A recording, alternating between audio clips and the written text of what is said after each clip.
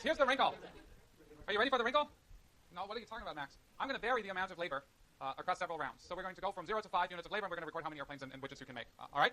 So we're going to start out with one person doing everything on each team. So take 10 seconds and figure out who that one person should be doing everything. The other thing I would ask is that you please walk slowly so we don't have any injuries in the middle. I used to do this with peanut butter and jelly sandwiches and knives. No, right now, first run, one person does everything, the others watch. All right? You ready? Hold on, I need to find my clock on my iPhone. I have like 400 apps. Here we go. 90 seconds is like a good amount of time. Otherwise, the rest of the team gets bored. Ready? Get set. Go.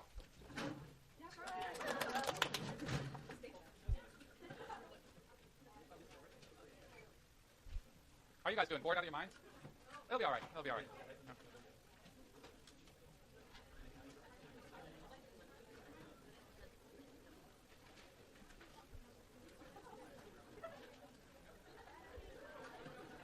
Okay. 10, 9, 8, 7, 6, 5, 4, 3, 2, 1. Hands up. Hands up. All right. How many completed widgets? I trust you. 2. Let's see. 1, 2, 3, 4, 5 widgets. Okay. Almost 2. Excuse me. I just need to write on the board here. So team 1, team 2, team 3, team 4. So you guys are team 2, right? Then you had 5. How many did you manage? 4. You need to fold one more time. All right. I'll count those. That's fine. That's totally all right. They beat you with one more fold. Take that. All right. How'd you do? I got 1, 2, 1. I'm good. Oh, you didn't, but that's fine. 2. What you got? 1, 1, and 2. All right. Now we're gonna play this game again. 60 seconds. Otherwise, I'm gonna run out of paper. So I just did 60 seconds too. So 2, 1. Are you guys team 4? Are you team 4? 3? Okay. All right. Okay. Same thing again, but now you get to add 1 unit of labor each, right? So each airplane manufacturer 2 units of labor. Each widget manufacturer 2 units of labor. Ready? How does it go? Ready, get set, go. Yeah, I'm not sports. Okay. Ready, get set, go.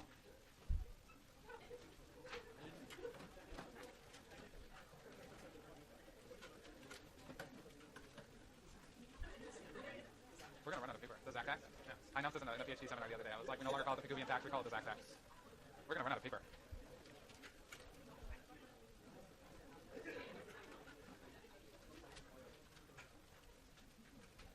Ten, 9, 8, 7, 6, 5, 4, 3, 2, 1. Hands up.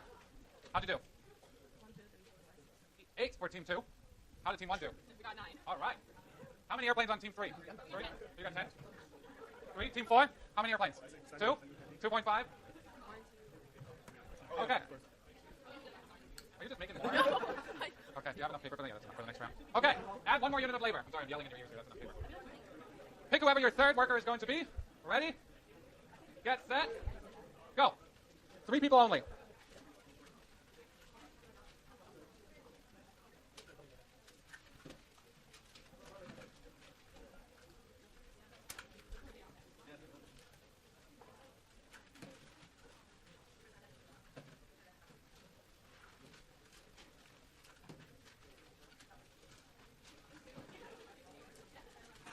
Ten, 9, 8, 7, 6, 5, 4, 3, 2, 1. Hands up.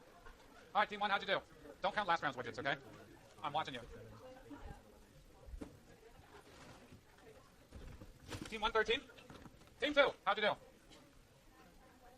13, all right. Team 3, 4.5. Team 4, 5. All right. Here's what we're going to do. We're going to skip 1, okay? And we're going to go straight to using 5 units of labor, right? One team has 6 here, so you're going to just cheer on the others.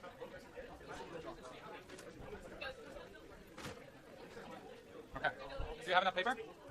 You got enough paper? Do you guys have enough paper? Okay. All right, last round. Ready?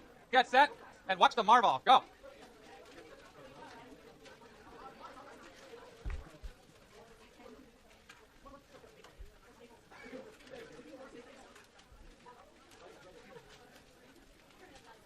These guys better win. They have a motivational speaker.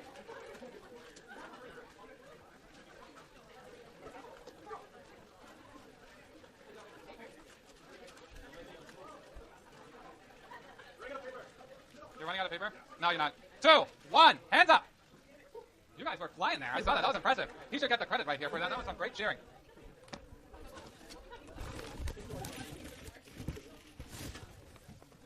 How'd team 1 do? 24. No, 23. You don't get any more. All right, 23. How do these things look? I want to do some quality control. Those are, yeah, questionable widgets. I wouldn't buy those. How many did you guys get? Thank you. Team 3. 5. Awesome. Team 4. 6. All right. So what I want to get across here, first of all, I want to thank you all. I'm unfortunately out of chocolate, I think. Otherwise, I would reward you. But, oh, no, I'm not.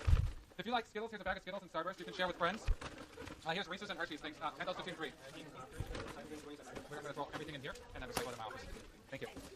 Okay, so what on earth is Max trying to get across here? Why is a round of applause for our manufacturing teams here? Do the airplane manufacturers want some Twizzlers? The only candy I got left. Here. I am recycling those in my office. Here. You may distribute these amongst airplane manufacturers. Thank you. Wow. Okay, so what am I trying to show with this example? Well, if we plot labor against output, right, so what do we have here? Maximum is 25. So 5, 10, 15, 20. 1, 2, 3, 4, 5. Team 1 with the first unit produced 4 units. Second unit of labor, 11 units. Third unit, 13. And then in the fifth one, they went to 23. Team 2, pay attention, 5, 8, 13, 19. Okay, so if I connect the team 1 and team 2, they're starting to look a little bit like total product curves, right? I mean, they don't look exactly like it. Our total product curves look something like this, right?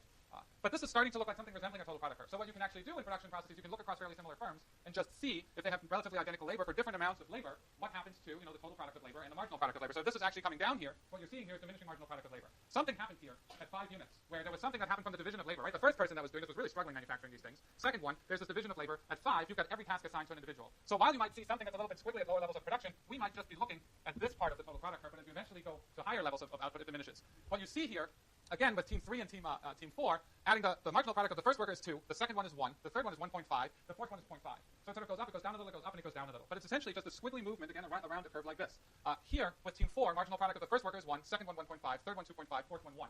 So what you're seeing as you're ramping up workers, the marginal product slowly starts diminishing. It's not perfect, right? Each production process is different. You might have had a bad day or a bad moment or a bad quarter. But on average, if we look across a huge number of firms, eventually the total product curve would look something like this. All right. Now, the last experiment is my check here. I'm going to go see outside what's happening.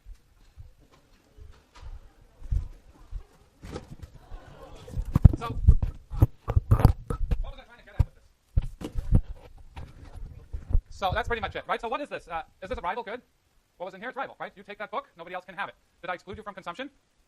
No, right? So this is a common pool resource. It's not excludable, but it's rival. What happened? You ate it all, right? Last year they even took the box. So the point I want to make with this experiment, right? We're Berkeley. We know what's right? You know what the right outcome is here. The right and equitable outcome here is to just not take and just wait for Max to distribute equally amongst everybody in the end. Instead, what happened? Everybody ran outside and grabbed the chocolate. Why? Is it personally optimal to run outside and grab the chocolate? Of course it is, right? You can grab everything. You're better off. Now, the problem I have with this is not, this is all cute when we're talking about chocolate and Max had fun at Target, and yes, I am going to deduct this from my taxes because it's a professional expense.